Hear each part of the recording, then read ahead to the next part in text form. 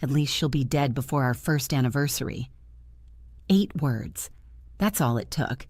8 words on a phone screen that wasn't mine, in a conversation I was never meant to see. She was talking about me, the woman who was supposed to become my daughter-in-law in 3 days, the woman I'd welcomed with open arms, defended against doubters, and genuinely loved. She was counting down the years until my death, like it was a prison sentence almost over. And the worst part? When I saw those words, my first instinct wasn't rage, it was doubt. Should I tell my son? Should I ruin his wedding? Should I keep quiet and let him marry a woman who literally wished me dead? I stood in that moment, phone in my shaking hands, and almost chose silence. I almost let my only child marry a monster because I was afraid of being called a jealous mother-in-law. Almost. But I didn't. My name is Eleanor. I'm 72 years old, and I've lived in Vermont my entire life. I raised my son Daniel as a single mother after my husband died when Daniel was just 8. It was hard, but we made it work. We were a team, and watching him grow into a successful, kind man became my greatest pride. So when he called me 2 years ago, his voice full of excitement, telling me he'd met someone special, my heart soared. I was ready to love whoever made my son happy. Her name was Vanessa. 28 years old, beautiful, polished, ambitious. She worked in marketing for a tech company in Boston. Daniel, who was 35 and a civil engineer, had met her at a professional conference. He was absolutely smitten. I'll never forget the first time he brought her to Vermont to meet me. It was a crisp October weekend. I'd prepared Daniel's favorite pot roast and apple pie. I'd cleaned the house until it sparkled. I'd even put fresh flowers from my garden in the guest room. I wanted everything to be perfect. When they arrived, Vanessa stepped out of the car wearing designer clothes and heels, completely inappropriate for my gravel driveway. But she smiled, and it was dazzling. "Mrs. Patterson, it's so wonderful to finally meet you," she said, embracing me in a cloud of expensive perfume. "Daniel talks about you constantly. I feel like I already know you." I liked her immediately. Or rather, I wanted to like her, and so I did. That's how it works sometimes, isn't it? We decide to see the good because we want it to be there so badly. That weekend, Vanessa said all the right things. She complimented my pot roast, asking for the recipe. She admired my garden and asked questions about growing tomatoes in Vermont's climate. She looked through old photo albums with genuine seeming interest, laughing at pictures of Daniel as a gap-toothed 7-year-old. She asked about my late husband, and when I got emotional talking about him, she squeezed my hand. "You raised an incredible man," she told me Sunday morning over coffee. "He's everything I've ever wanted. Kind, stable, thoughtful. You should be so proud." I was proud, and I was grateful. Grateful that Daniel had found someone who saw his worth, who appreciated him. When they left that Sunday afternoon, Daniel pulled me aside. "She likes you, Mom. She really does." "I like her too, sweetheart." And I meant it. I called my sister Margaret in California that night and gushed about Daniel's girlfriend. "She's perfect for him, Marg. Smart, beautiful, and she was so sweet to me. I think she might be the one." Over the next several months, I saw Vanessa regularly. Daniel had moved to Boston to be closer to her, which stung more than I wanted to admit, but I understood. They visited Vermont once a month, and I made the drive to Boston every 6 weeks or so. Vanessa was always pleasant, always polite. She remembered little details about conversations we'd had. She'd text me pictures of things that reminded her of me. She'd send me articles about gardening. But there were small moments that gave me pause. Tiny fractures in the perfect picture. Like the time I mentioned feeling tired after our walk through Boston Common, and I caught a flicker of something in her expression before she rearranged her face into concern. Or when Daniel talked about his childhood camping trips with me, and she looked almost bored, irritated even. But I pushed these observations away. I was being oversensitive. I was being one of those mothers who couldn't let go. Daniel was happy. That's what mattered. Last April, Daniel proposed.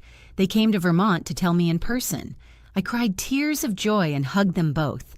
Vanessa showed me her ring, a stunning 2-carat diamond that must have cost Daniel months of salary. She seemed thrilled, and why wouldn't she be? My son was a catch. I want you to be heavily involved in the wedding planning, Vanessa told me that day. You're going to be my mother now, too. Those words melted my heart. I'd lost my own mother 5 years earlier, and the thought of having a daughter, even a daughter-in-law, filled a void I'd been trying to ignore. And true to her word, Vanessa included me. We went dress shopping together in Boston. She asked my opinion on flowers, on venues, on catering menus. I felt valued. I felt loved. I felt like I was gaining the daughter I'd never had. The wedding was scheduled for September 14th. A Saturday evening ceremony at a beautiful inn in the Berkshires, followed by a reception for 150 guests. Vanessa wanted elegance without being stuffy, she said. I helped where I could, though I'll admit most of the details were beyond my budget to contribute to financially. Vanessa's parents, who were wealthy real estate developers from Connecticut, were paying for most of it. I met them a few times, Gerald and Patricia Monroe. They were pleasant enough, though I always felt like they were sizing me up and finding me wanting. Patricia had this way of looking at my clothes, my car, my hands, that made me feel small. But they were civil, and they seemed to approve of Daniel, so I didn't let it bother me too much. About 2 months before the wedding, I noticed changes in how Vanessa treated me. Small things at first. She'd take longer to return my calls. When we did talk, she seemed distracted. When I offered suggestions for the wedding, she'd smile tightly and say, "Thanks, Eleanor, but we've got it handled."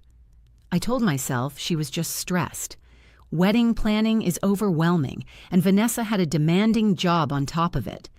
I didn't take it personally. Then came the bridesmaid dress incident. Vanessa had asked me to be part of the wedding party.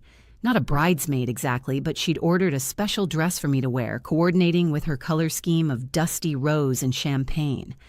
When the dress arrived at my house, I tried it on and called her immediately. "Vanessa, sweetheart, I think there's been a mistake with the sizing," I said gently. The dress was at least 2 sizes too small. I couldn't get it past my hips.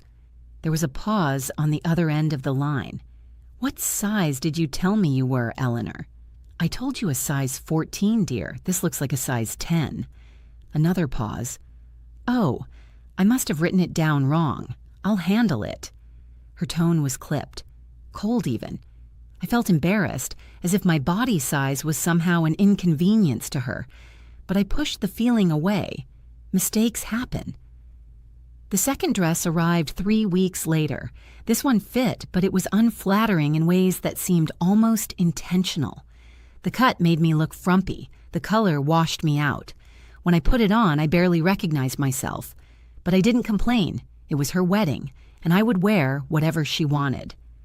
6 weeks before the wedding, Daniel called me. It was late evening, and he sounded exhausted in a way that went beyond physical tiredness. "Mom, I need to talk to you about something." My heart jumped into my throat. "What's wrong? Are you okay?" "I'm fine, it's just..." He sighed heavily. "It's Vanessa. She's been saying we should move to Connecticut after the wedding. Close to her parents. She says the opportunities are better there, and she wants to be near her family." Connecticut. That was 5 hours away from me compared to the 3 hours to Boston. I'd already been feeling the distance when he moved to Boston. Connecticut might as well be another country. "What do you think about that?" I asked, trying to keep my voice neutral. "I don't know. I love my job here. My life is in Boston. All my friends are here." But she seems really set on it. She's been looking at houses online, sending me listings. She's already started talking to recruiters there. He paused. She also mentioned that maybe we should limit our visits to Vermont. She says the drive is too much with her career demands, and she can't be taking that much time off. Something cold and heavy settled in my stomach, like I'd swallowed a stone. "Daniel, does Vanessa like Vermont?" "She says she does." "That's not what I asked." There was a long, uncomfortable silence. I could almost hear him wrestling with the truth. "She says it's too quiet, too rural. She gets bored there.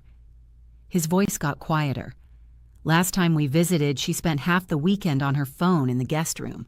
When I asked what was wrong, she said she just needed to catch up on work emails. But Mom, it was a Sunday. And does she like spending time with me? I asked, even though I wasn't sure I wanted to hear the answer.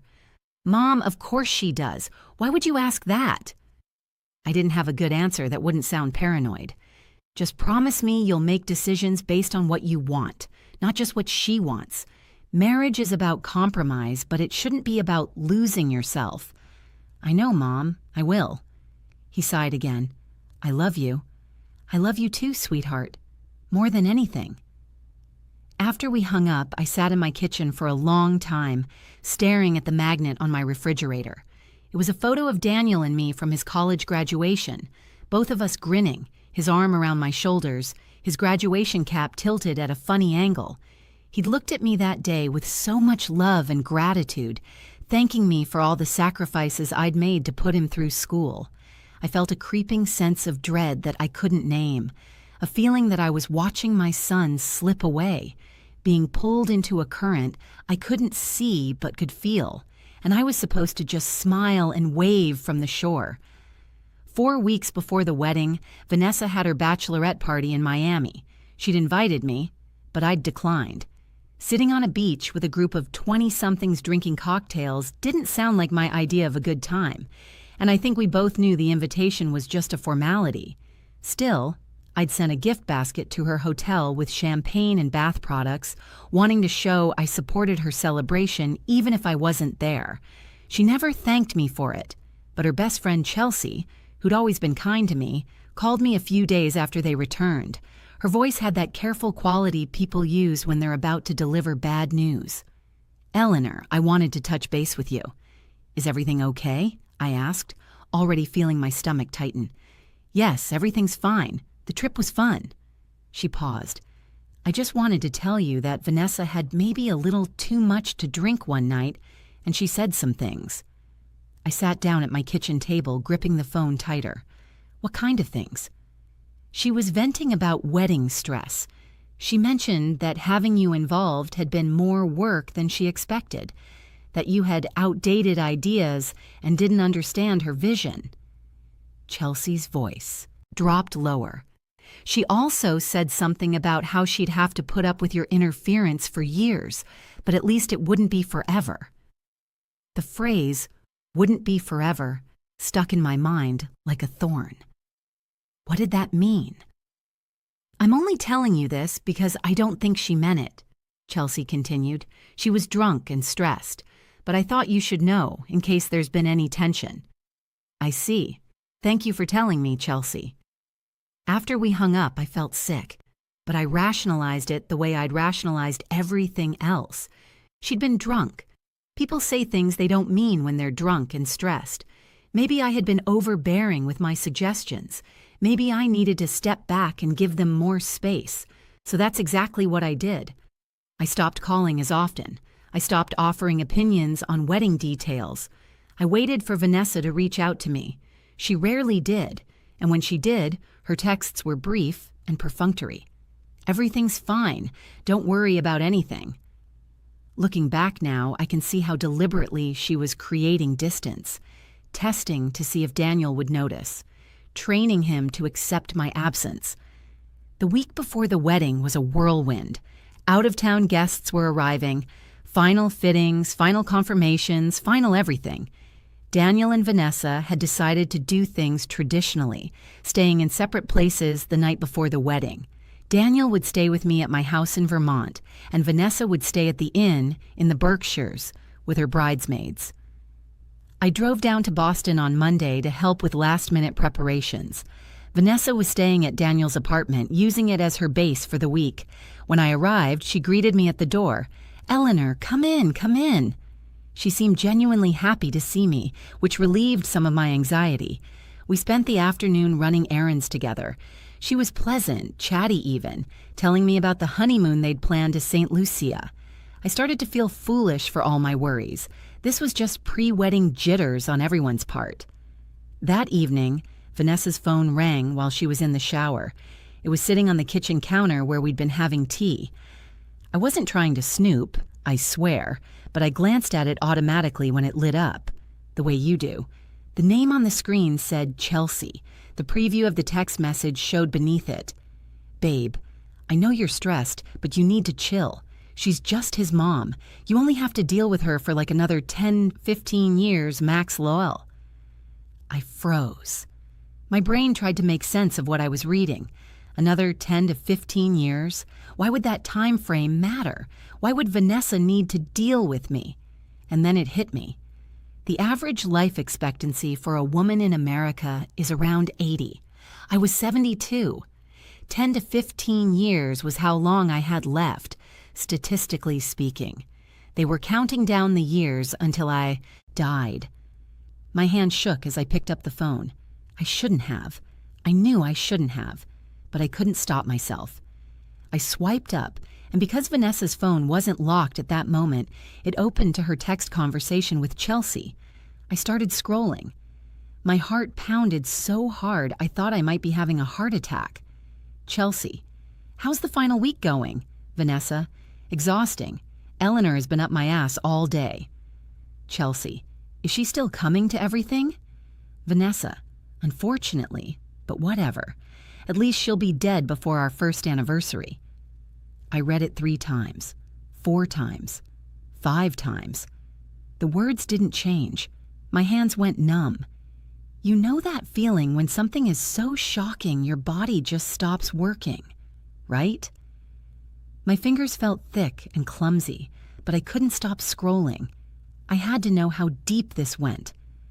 At least she'll be dead before our first anniversary. Those 8 words kept burning in my mind while I went back further in their conversation, weeks and weeks of messages. Vanessa, I'm so sick of pretending to care about her boring stories. Chelsea, just a few more weeks. Vanessa, I know. Once we're married, I can drop the act. Daniel will choose me over her. He always does. Chelsea, what if she lives longer than you think? Vanessa, my grandmother died at 74. Eleanor's already 72 and she has high blood pressure. Nature will take care of it. There was more. So much more. Jokes about my clothes, my house, my provincial life in Vermont, comments about how I was clingy and needy, plans for how Vanessa would slowly push Daniel away from me after the wedding, how she'd make it seem like I was the problem, that I couldn't accept their marriage, that I was jealous of their happiness. It was all there. Every smile had been fake. Every compliment had been a lie. Every moment I'd thought we were bonding, she'd been counting down the days until my death. I heard the shower turn off. My hands were shaking so badly I could barely hold the phone steady, but I knew what I had to do. I opened my own phone with trembling fingers and started taking photos. Screen after screen, I captured every word of poison, every casual cruelty, every calculation. Click, click, click. The evidence that would either save my son or cost me everything. By the time Vanessa came out of the bathroom in her towel, I had it all. She saw me standing there with her phone in my hand and her face drained of color. Eleanor, I set her phone down on the counter, very carefully, very deliberately. When I looked at her, I saw her clearly for the first time. Not the woman I'd wanted her to be, the woman she actually was. I set her phone down on the counter very carefully. When I spoke, my voice didn't sound like my own. I think I should go back to my hotel now. What did you see? Her voice was sharp now, defensive. Enough. Eleanor, please. Let me explain. Those messages, they're not what? Not real. Not what they seem. I looked at her, really looked at her, and wondered how I'd ever thought she was beautiful. You wished me dead, Vanessa, multiple times. You've been counting the years until I die. Her jaw tightened. For a moment, I saw something flicker across her face. Not remorse, not shame, annoyance, as if I was being inconvenient by discovering her cruelty. You're overreacting, she said flatly. Those were private conversations. You had no right to look at my phone. Private conversations where you discussed how you can't wait for me to die? I never said that. At least she'll be dead before our first anniversary. That's a direct quote. She had the audacity to roll her eyes. God, it was a joke, Eleanor. Chelsea and I joke around like that. You wouldn't understand. What wouldn't I understand? How to be cruel. How to deceive someone who loves you. You know what? Vanessa's voice turned cold. Maybe this is for the best. Maybe we should clear the air. Yes, I find you exhausting. Yes, I think you're overbearing. Yes, I've been counting down the time until I don't have to pretend to care about your quaint little life anymore. But I love Daniel, and I'm going to marry him, and there's nothing you can do about it. I felt like I'd been slapped. You think Daniel will marry you after he hears about this? She laughed, actually laughed. You think Daniel will believe you? His bitter, lonely mother who can't let him go? Eleanor, I've been preparing for this. I've been telling Daniel for months how you've seemed jealous, how you've been passive-aggressive. If you go to him with this, I'll tell him you faked those screenshots because you can't stand to see him happy, and he'll believe me. He always believes me. The confidence in her voice terrified me because part of me wondered if she was right. Would Daniel believe me? I was his mother, yes, but Vanessa was the woman he loved. People believe what they want to believe. Get out of my apartment, Vanessa said, and think very carefully about what you do next. Because if you try to ruin my wedding, I'll make sure Daniel never speaks to you again. I don't remember driving back to my hotel. 1 minute, I was standing in that apartment. The next, I was sitting on the edge of my hotel bed, staring at the wall. Then the tears came. Not gentle crying, but the kind of sobbing that makes you feel like you're breaking apart from the inside. I'd been so blind. Every red flag I'd painted green. Every cold moment I'd made excuses for. I'd wanted a daughter so desperately that I'd let myself be played. And Vanessa's words kept circling in my head. He always believes me. Was she right? Would Daniel choose her over the evidence? Over me? I'd watched him defend her for months. When I'd felt hurt, he'd told me I was being too sensitive. When I'd questioned her, he'd gotten upset with me. I looked at the screenshots on my phone. The evidence was damning. But evidence doesn't always matter when someone's in love, does it? People believe what they want to believe. I could show Daniel these messages and watch him crumble, or watch him choose her anyway and lose him forever. Either way, I might lose my son. But if I said nothing, he'd marry a woman who'd been counting down the days until I died, who'd spend their marriage slowly cutting me out of his life, turning him against me, waiting for nature to take care of the problem that was me. There was no good choice, just the least terrible one. The rehearsal dinner was scheduled for Friday night, the day before the wedding. Vanessa's parents were hosting it at an expensive restaurant in the Berkshires. All the wedding party would be there, plus close family, about 40 people total. I called Chelsea, Vanessa's friend. Chelsea, it's Eleanor. I need to talk to you about something important. There was a pause. If this is about those texts, Vanessa already told me you saw them. Eleanor, I'm sorry, but that was a private conversation. Chelsea, I need you to be honest with me. Do you really think Vanessa loves Daniel? Silence. Then quietly, I think Vanessa loves what Daniel represents, stability, a good man who will give her a comfortable life. But does she love him? Another pause. I don't know. If you're really her friend, you'll let this play out. Don't warn her that I'm going to show Daniel those messages. Eleanor, I can't. Chelsea, you called me after the bachelorette party because some part of you felt guilty about how Vanessa talks about me. That same part of you knows what I'm doing is right. I heard her sigh. When are you going to tell him? The rehearsal dinner, Friday night. That's cruel. Not as cruel as wishing someone dead because they're inconvenient. Chelsea didn't respond to that, but she didn't say she'd warn Vanessa either. Friday arrived too quickly and not quickly enough. I dressed carefully that evening, choosing a navy dress that made me feel dignified. I looked at myself in the mirror and barely recognized the woman staring back. I looked older than I had a week ago. Tired, but there was something else in my eyes. Determination. The restaurant was beautiful. Warm lighting, elegant table settings, soft music playing. Vanessa had spared no expense. She and Daniel stood at the entrance greeting guests. Daniel looked happy, handsome in his suit. Vanessa was radiant in a white cocktail dress, playing the role of the blushing bride-to-be perfectly. When I walked in, Daniel hugged me tightly. "Mom, I'm so glad you're here." I held on to him for an extra moment, breathing in his familiar scent. "I love you, sweetheart." "I love you too, Mom." Vanessa air-kissed my cheek, her smile brilliant and empty. "Eleanor, you look lovely." I didn't return the compliment. I just nodded and moved past her to find my seat. The dinner progressed through its courses: salad, soup, the main course. People gave toasts. Vanessa's father talked about how proud he was of his daughter. One of the groomsmen told a funny story about Daniel from college. Everyone laughed at the appropriate moments. It was picture perfect. I waited until dessert was served, until everyone was full and happy, their defenses down. Then I stood up, my wine glass in my hand.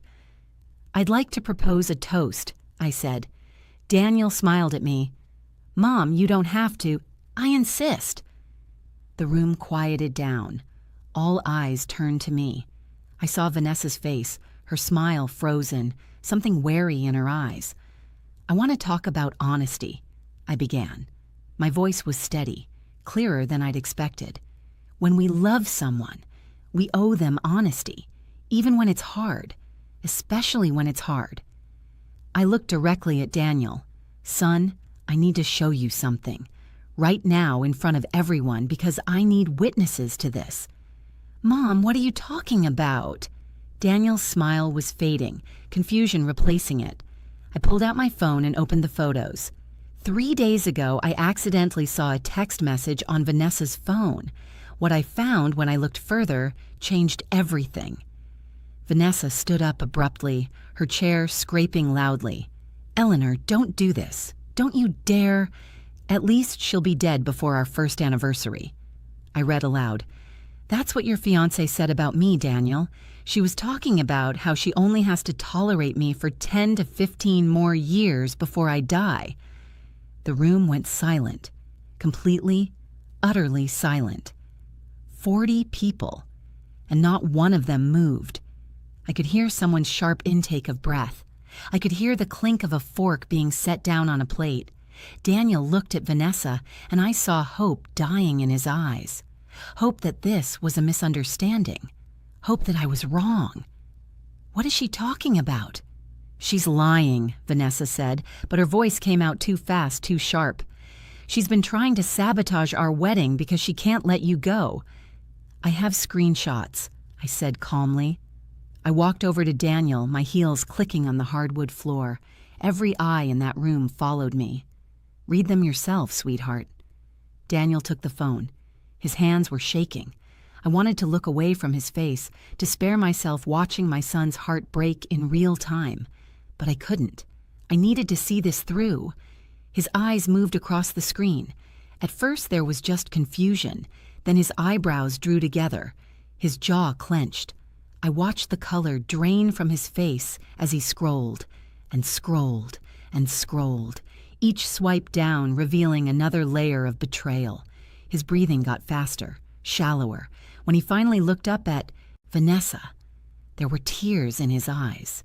But behind the tears, there was something else, something harder. "Vanessa," he said, and his voice was so quiet everyone leaned forward to hear. "Tell me this isn't real." "Daniel, baby, please." She took those out of context. "Chelsea and I were just venting. Everyone vents about their in-laws." "You said you couldn't wait for my mother to die." The flatness in his voice was worse than anger. It was the sound of love dying. "You calculated her life expectancy." "I didn't mean it like that." "How else could you possibly mean it?" He kept scrolling, and with each new revelation, I watched him flinch like he'd been physically struck. "Once we're married, I can drop the act." He'll choose me over her. He always does. Vanessa. His voice broke. What is this? Who are you? She reached for him, but he stepped back. Daniel, please. I love you. Those messages, they were just me being stressed. Your mother has been difficult. Difficult? Daniel's voice rose. My mother has bent over backwards for you. She welcomed you into her home. She helped plan this wedding. She loved you. And you've been counting down the days until she dies? Vanessa's mask was slipping. I could see the panic in her eyes, but beneath it, that same annoyance I'd seen in the apartment, as if we were all being unreasonable. You're seriously going to take her side? Vanessa said. After everything we've planned? After everything I've done for you? What have you done for me? Daniel asked. According to these texts, you've been lying to me for our entire relationship, pretending to care about my mother, manipulating me into defending you against her. People were watching in stunned silence. Vanessa's mother stood up. Daniel, I think everyone's emotions are running high. Maybe we should discuss this privately. No, Daniel said firmly. I think everyone here should know exactly who I almost married. He looked at Vanessa, and there were tears in his eyes. Did you ever love me? Or was I just stability and a comfortable life like you told Chelsea? Vanessa's face hardened. Something shifted in her posture, in the set of her jaw. The mask didn't just slip, it shattered like glass, and what was underneath was cold and ugly. When she spoke, her voice had lost all its sweetness, all its practiced warmth. You know what? Fine. You want the truth? She looked around at the shocked faces. Your mother is provincial and boring. That quaint little house in Vermont, that simple little life, those endless stories about your childhood that no one wants to hear. I've been pretending to care for 2 years. 2 years of smiling through her mediocrity. And yes, I'm tired of it. Yes, I'll be relieved when she's gone, and I don't have to fake interest in her pathetic existence anymore. Someone gasped. I think it was one of the bridesmaids. Vanessa didn't even notice. She was on a roll now, all her venom pouring out. And yes, Daniel, I chose you because you're safe, because you're predictable and steady, and you'd give me a comfortable life. You're not exciting. You're not passionate, but you're reliable. And sometimes that's worth more than love. She said the word love like it disgusted her. Love is for people who can't afford to be practical. The words hung in the air like poison. Daniel looked at her as if seeing her for the first time. Maybe he was. Get out, he said quietly. What? Get out of this restaurant. The wedding is off. We're done. Vanessa's eyes went wide. You can't be serious. Daniel, we can work through this. Get out. His voice was louder now, carrying a note of finality. For a moment, I thought Vanessa might argue more, but something in Daniel's face must have told her it was over. She grabbed her purse, looked around the room at all the stunned faces, and then locked eyes with me. This is your fault, she hissed. You bitter old woman, you couldn't stand to see him happy. I stopped you from ruining my son's life, I said calmly. That's what mothers do. Vanessa stormed out, her heels clicking sharply against the floor. Her parents rushed after her, her mother throwing me a venomous glare. The room remained silent for a beat, then 2. Then Daniel turned to the gathered guests. I'm sorry, he said, his voice breaking. There's not going to be a wedding tomorrow. Thank you all for coming, and I'm sorry for wasting your time. He walked out of the restaurant, and I followed him. I found Daniel outside on a bench, head in his hands. I sat beside him and wrapped my arm around his shoulders. He leaned into me and cried like he hadn't cried since he was a child. I'm so sorry, Mom, for all the times I defended her, for making you feel like you were the problem. You couldn't have known. She was very convincing. I almost married someone who wanted you dead. But you didn't. You're here with me. That's what matters. We sat there as the September evening cooled around us. Daniel in my arms the way he used to be when the world felt too big and scary. Eventually, his tears slowed. He straightened up, wiping his face. The wedding's tomorrow. Everyone's here. I've lost thousands in deposits. Money comes back. You don't get your life back once you've wasted it on the wrong person. He hugged me tight. I don't know what I'd do without you. You'll never have to find out. 3 months later, Daniel moved back to Vermont. He's healing, taking his time, learning to trust again. We have dinner twice a week, and sometimes he still gets this sad look in his eyes, but it's getting better. As for Vanessa, last I heard, she's in New York dating a hedge fund manager. I hope she never tells him she can't wait for his mother to die. Me? I'm still here in my simple Vermont house, living my provincial life, and those 8 words that were supposed to be a countdown to my irrelevance became the truth that set my son free. I think about them sometimes. At least she'll be dead before our first anniversary. She was wrong. I'm not going anywhere.